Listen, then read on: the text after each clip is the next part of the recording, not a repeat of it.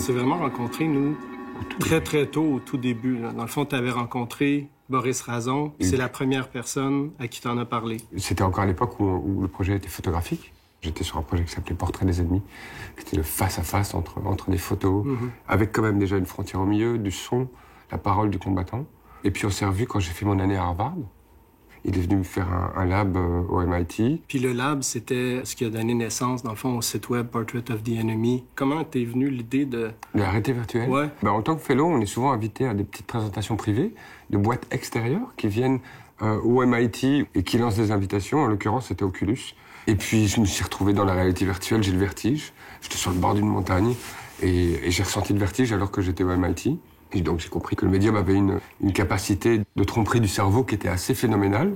Et je me suis posé la question de savoir qu'est-ce que ça ferait si on sortait les gens des photos. Si au lieu de les avoir en face-à-face photographique, on avait dans la pièce cette personne-là. Qu'est-ce que ça apporterait au journalisme?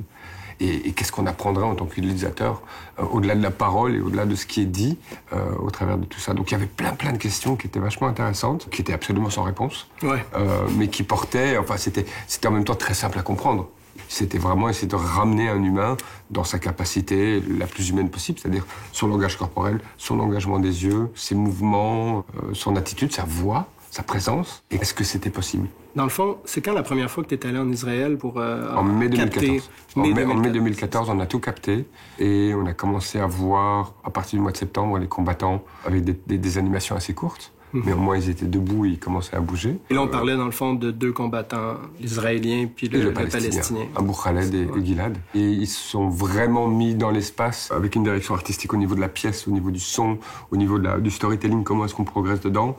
Ça s'est déroulé au mois de janvier-février, quand on a fait notre première présentation à New York. Comment tu arrivais à obtenir, dans le fond, l'adhésion puis la participation des combattants? Ça dépend pour ce qui était d'Israël-Palestine. L'armée israélienne était tout à fait contre, parce que j'avais déjà fait le travail Portrait des ennemis. Et qu'ils avaient vraiment pas du tout aimé la mise en égalité entre les combattants palestiniens. Pour les Israéliens, c'est une définition de terroriste, face à des combattants de l'armée israélienne. Et ils n'ont pas du tout aimé. Donc, quand je suis retourné là-bas pour faire le projet, j'ai été chercher d'autres gens qui étaient dans l'armée, mais qui ne dépendaient plus d'un état-major. Donc, ce sont des réservistes, et Gilad était réserviste. On a fait l'interview au mois de mai, et au mois de juin, il était en face-à-face avec Abou Khaled dans la guerre de juillet début août 2014. Puis quand tu dis face-à-face, c'est pas nécessairement un face-à-face conscient, là. C'est juste que soudainement, les deux armées se faisaient face à nouveau. Oui, mais j'irais plus loin, parce qu'ils étaient conscients. Parce qu'à ce moment-là, ils avaient entendu parler de l'autre. Ils avaient très peu d'informations et aucune information visuelle, donc ils ne savaient pas à quoi l'autre ressemblait. Mais ils savaient qu'ils avaient tous les deux enfants et qu'ils étaient quelque part tous les deux fatigués de la guerre. Mais qu'ils étaient pris dans cet engrenage de violence, d'ordre, de positionnement dans la société. Et ils commençaient à devenir tous les deux très critiques par rapport à ces guerres à répétition qu'ils avaient tous les deux faites et qui ne les emmenaient manifestement nulle part. Si on va plus au Congo, Au Congo, c'était très intéressant et très difficile, parce que déjà les conditions de tournage sur place sont très difficiles. Il nous faut de l'électricité stable, il nous faut un endroit calme, enfin il faut qu'on puisse faire un studio. La seule option qu'on avait, c'était de le faire à Goma, et ça voulait dire, dans ce cas-là, de faire venir des combattants ennemis en territoire ennemi. Donc on a fait venir des Maï-Maï, qui sont très recherchés, et puis le FDLR, les anciens combattants rwandais, installés dans l'est du Congo, qui sont aussi, eux, extrêmement recherchés par l'armée congolaise. Ils n'étaient pas ensemble, d'ailleurs, ces deux groupes-là, cachés dans des maisons différentes, à Goma. Puis c'est quoi ta lecture de leur motivation pour te suivre dans ce type de journalisme-là? Je pense qu'il y a toujours une volonté de témoigner de ce qu'ils font, de témoigner du bon sens de leur action, même si mon propos est assez différent de ce qu'ils attendent donner. Puisque moi, je vais rechercher quelque chose de vraiment très simple et très essentiel, qui est l'humanité dans les combattants. Et c'est sûr qu'ils arrivent avec la volonté de faire passer un message à un public occidental. Leur message politique. Bien sûr, leur message politique. Et parfois, c'est pas toujours des messages politiques. Parfois, c'est presque des obligations. Quand on fait la guerre, on fait toujours la guerre. On vend toujours la défense. C'est toujours une défense. Alors, la guerre peut être très offensive, mais si on veut motiver les troupes, on motive les troupes en disant que vous allez défendre votre famille, vous allez défendre votre culture, votre langue, votre religion. Puis ça, c'est quelque chose qu'en dehors des conflits qui ont été traités dans The Enemy, c'est des choses que tu as vues dans tes 18 ans de carrière sur le terrain. C'est ce que je voyais, mais c'est pas ce que je transmettais au travers de mes photographies. Donc finalement, c'est né d'une expérience de terrain que je n'arrivais pas, au travers du médium que j'avais, à faire passer. Puis là, avec Enemy, c'était soudainement l'occasion de changer ta lentille. Ouais, D'avoir un propos qui était beaucoup plus simple, en fait. Qui n'était pas celui d'expliquer une guerre, mais d'aller vers quelque chose qui était beaucoup plus simple, en fait, qui était la parole du combattant face à la parole d'un autre combattant. Et puis, je pose 2 types de questions. Les questions que je pose sur l'autre. Qui est ton ennemi? Pourquoi est-ce que tu l'as tué? Donc là, on est dans la notion du fantasme, de ce qu'on nous a dit, de ce qu'on pense de l'autre. Donc on est souvent dans le stéréotype. Et on va être dans la défense. Il m'a pris ma terre. Il m'agresse, il agresse les gens dans nos villages. Enfin, bon, il y a une histoire d'agression et de défense dans ce cas-là. Et puis quand on leur pose des questions sur eux-mêmes, c'est quoi la violence pour vous? Est-ce que vous avez des cauchemars? Est-ce que vous avez des rêves? C'est quoi le plus beau jour de votre vie? Et là, tout d'un coup, les paroles se révèlent similaires. Et ça, c'est ce que j'ai vu sur le terrain. Et c'est ce que je voulais faire apparaître. Et la simplicité des questions qui désamorce assez fort d'ailleurs les combattants, parce que c'est pas souvent même des questions qui se posent eux-mêmes. Et c'est quelque part normal. Enfin, je veux dire, ils sont dans un engrenage de violence, un engrenage de survie. C'était quoi la plus belle journée de ma vie? Peut-être qu'ils y pensent de temps en temps, mais ils communiquent pas là-dessus. C'est pas des questions auxquelles ils s'attendaient. Donc c'était des réponses qui étaient souvent très fraîches, très inattendues et très simples. Si on va sur le Salvador, là, ça a été un petit peu particulier parce que c'est un conflit de gang. En dehors d'avoir vu cette humanité commune chez chacun des soldats, c'est quoi les différences? Le mécanisme est vraiment très similaire. C'est un mécanisme de déshumanisation qui se fait au travers de faits sur le terrain, parce que c'est quand même des terrains violents. Donc il y a des faits qui confirment l'histoire qu'on peut avoir de l'autre. Mais on est quand même aussi toujours dans une histoire. C'est-à-dire que tant qu'il n'y a pas de rencontre avec l'autre, on reste dans le fantasme. C'est quoi un terrain neutre là-bas qui vous a permis Une église épiscopale. Une église qui est en charge d'une forme de réconciliation. Il n'y a plus de réconciliation en route au Salvador entre les gangs. Il y en a une pendant quelques années qui était menée par le gouvernement, mais qui a été abandonnée. Aujourd'hui, il n'y a plus aucun pont entre ces 2 gangs. Comment, justement, on finit par rencontrer des gangs? Comment on arrive à les rencontrer? Et comment ça se passe quand on les rencontre? C'est vraiment exactement la même approche avec tous les combattants. Présentation de qui je suis, pourquoi je fais les choses. M'approcher de l'individu, de son humanité, lui poser des questions, de trouver des ponts communs. Il peut y avoir directement entre lui et moi. Et c'est là où ils se rendent compte que je suis pas du tout dans la recherche d'un message politique. Peux-tu donner l'exemple, dans le fond, que tu m'as raconté avec Vladimir ou Coqui, là, mais quand... C'est avec Coqui, oui. Coqui qui était très très nerveux, qui était très désagréable, qui voulait pas du tout rester là, qui se sentait pas du tout à l'aise. Les combattants devaient venir bien sûr au tournage non armé. Et je crois qu'il s'est senti tout nu sur son arme, en territoire neutre, ça veut dire plus dans son territoire aussi, donc insécurisé.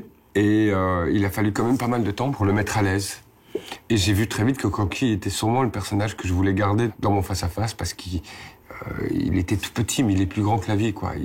Il a une parole, il a une attitude, il était tatoué des pieds à la tête. Il portait la guerre sur sa peau comme je la cherchais quelque part visuellement. Mais par contre, la position dans laquelle il est arrivé à l'interview, il allait jouer au cow-boy. Il allait jouer à « moi je tue, il n'y a aucun problème et ça me fait plaisir ». Et donc il fallait craquer cet homme-là. Enfin, il fallait le craquer, sauf que bon, c'est un gars qui tue. Donc on craque pas les gens qui tuent facilement. Et je l'ai pris de front. Je l'ai pris de front avec les 50 mots d'espagnol. Et je lui ai dit qu'il était fou, mais que s'il y avait un fou, j'étais peut-être sans doute plus fou que lui. Parce que moi, j'étais vraiment très très loin de chez moi. Mais si j'avais fait ce chemin-là, c'était pas pour voir sa folie, mais pour voir son humanité. Puis comment ton équipe, qui était en périphérie, réagit à ça? L'équipe était... Moi, je les avais j'avais une personne dans l'oreillette qui me disait « Arrête de déconner, ne le prends pas comme ça, c'est dangereux. » Mais en final, il a vraiment craqué. Il a été très étonné de ce que je cherchais. Et je pense qu'il a même été très touché de ce que je cherchais. Il s'est dit « Quelqu'un qui s'intéresse à qui je suis, vraiment. » Et donc, il m'avait vraiment compris que j'étais pas là pour le juger. Que j'étais là pour le rencontrer, pour comprendre pourquoi il faisait les choses, qu'est-ce qui portait encore en lui de souffrance par rapport à ses actes, de peur par rapport à ce qui pourrait lui arriver à lui ou aux gens qu'il aime. Et il nous a parlé d'un cycle de la violence dans lequel il était, et je trouve qu'il l'a fait de manière magnifique, parce qu'il l'a fait d'abord très simplement, et puis il me semble de manière très très honnête. Puis là, aujourd'hui, dans le fond, on arrive 4 ans plus tard. Es-tu satisfait du niveau de... Ah, je suis totalement satisfait. Je suis même, ça a même été au-delà de mes espérances. J'avais pas rêvé dans mes rêves les plus fous qu'autant de gens le comprennent. Que les gens pleurent? Que les gens pleurent, que les gens comprennent, que les gens en parlent par l'après, que les gens se rendent compte du message et qu'ils le fassent sien, parce qu'ils l'ont vécu au travers d'une expérience qui va leur appartenir à partir de là.